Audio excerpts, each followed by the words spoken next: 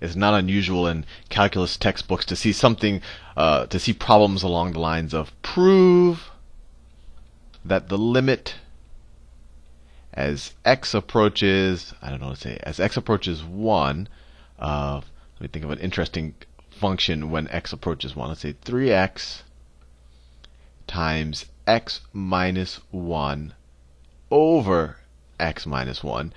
And you might say, hey, Sal, why did you do this x minus 1 in the numerator and denominator? Well, I did that because obviously you can't have a 0 down here. So this function is actually not defined at x is equal to 1, right? If I had just put a 3x, this cancels out for all the other values. So this is essentially the line 3x, except it has a hole at x is equal to 1. And that's why I did it, because I want to take the limit. And it's interesting to take a limit to a point where the function doesn't exist. But the books will say, hey, prove that this limit is equal to, well, it would actually be equal to 3, right? Prove that, and you essentially have to use the epsilon-delta definition of a limit. So to prove this, you're essentially proving what this means. And this means, proving this is the same thing as proving, so you could just prove that given, so if you give me some epsilon greater than 0, and remember, that's how close you want f of x to get to the limit. Given some epsilon greater than 0, in order for this to be true, I need to prove that I can give you, that there exists a, I can give a delta greater than 0, where as long as the distance between x and our limit point, x and 1, is less than delta. And remember, we don't want x to ever get right on top of the limit point because the function might not be defined there. So the distance between x and 1 has to be greater than 0, right? That's what this tells us. So I have to prove you give me an epsilon, that I can give you a delta. And as long as x is within delta of 1, and this is all this is saying, as long as the distance between x and 1, right? That's when you subtract two things and you take the absolute value. That's just distance. So as long as the distance between x and 1 is less than delta, then the distance between 3x, let me write that up there. The distance between 3x times x minus 1 over x minus 1, that's the function, right? The distance between that and the limit point and 3 is going to be less than the epsilon. Right? In a lot of calculus textbooks, they'll write it generally. They're like the limit of f of x as x approaches a of equals L. And so this would be A, this would be your f of x, and this would be your L right there. But anyway, when someone says they want you to prove this, they essentially want you to prove this. I'll give you an epsilon. You have to prove that any epsilon that you're given, or that you give me, that let's say I'm the one that has to prove it. Any epsilon you give me, I have to be able to give you a delta where as long as x is within delta of 1, then the function is within epsilon of the limit point. And how do we do that? And I'll just say, a lot of proofs, it's just kind of there's not a systematic way to do proofs, and that's kind of what makes them so interesting on a lot of levels. But these, they kind of tend to be a systematic way. And this, this problem I've given you to some degree is kind of the easy one that they'll give when they ask you to prove these. But they usually involve starting from this point right here and algebraically manipulating it until this expression right here looks something like this expression, and then you'll have this expression is less than epsilon divided by something, or some function of epsilon. It's like, oh well, as long as delta is that, you give me an epsilon, I can just apply that, take epsilon and divide it by 4 or whatever and use that as my delta. Then I've proved the theorem. And so we'll do that here. So let's start with this. Let's start with kind of where we want to get to, and then figure out a delta that's essentially a function of epsilon, so that whenever I'm given an epsilon, I can say, hey, whatever number you give me, I'm going to give you back a number that's that divided by whatever, and then this will all work. So let's do that. So immediately we can simplify this. We can cross these out. And when you cross that out, you still have to say, well, we can't do that as long as x. They can only happen. You can only do this as long as you assume that x does not equal 1, because at x equals 1, this function is undefined, right? And that's okay, because we only care about the intervals as x approaches 1. We only care about the intervals as x approaches 1. We don't care exactly when x is equal to 1. So that's fine. So then this simplifies to, this right there simplifies to the absolute value of 3x minus 3 is less than epsilon.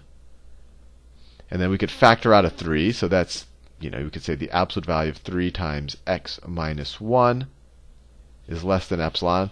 And you might already see we already have an x1 minus 1 there and x minus 1 there. If we can get this 3 over on this side, then we'll be done essentially. So the absolute value of 3 times some other number, it's going to be the same thing as the absolute value of 3 times the absolute value of x minus 1. And if you don't believe me, try it out with a bunch of numbers. This is going to be positive no matter what. This is going to be positive no matter what. It's going to have the same magnitude, right? And of course, that is less than epsilon. And just so we say, a lot of times a calculus teacher will say, if this is true if and only if this is true. And that's just a fancy way of saying. So sometimes they'll do a two-way arrow. Sometimes they'll write if and only if, kind of an if with two f's. But that just means if that's true, and if this is true, then that's true. And that's generally the case whenever you just do some algebraic manipulation. You can manipulate this back to get that, or that to get that. And then they'll say, well, if this is true if and only if this is true. But this is just algebraic manipulation, right? Because you can go back and forth between these steps. And that's true if and only if that is true. And then the absolute value of 3 is just 3, right? We know that.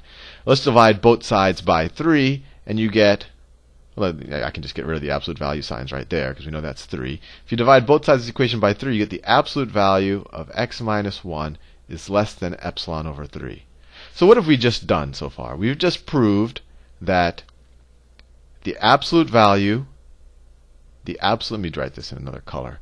We've just proved that the absolute value of essentially, 3x times x minus 1 over x minus 1 minus 3 is less than epsilon if and only if and only if x minus 1 is less than epsilon over 3, right? So it's like this is true as long as the distance between x and 1 is less than epsilon over 3. So we can just use epsilon over 3 as our delta. Remember, the whole point of this was like, you give me an epsilon. You give me a distance, or you say, I want to be within this distance of my limit point. I want the function to be that close to the limit point. And this is just the distance between the function and the limit point, right? This is f of x. And this is the limit that it approaches. So you want to be that close. And I say, well, you're going to be that close if and only if x, the distance between x and 1, or the distance between x and the value it's approaching, is less than this. And we just proved this algebraically. So whatever number you give me, if you say, Sal, I want to be within 1 of the limit point. I want f of x to be no further than 1 from the limit point. Then I'll say, okay, then I'll give you 1/3, right? As this is true, let me write that out.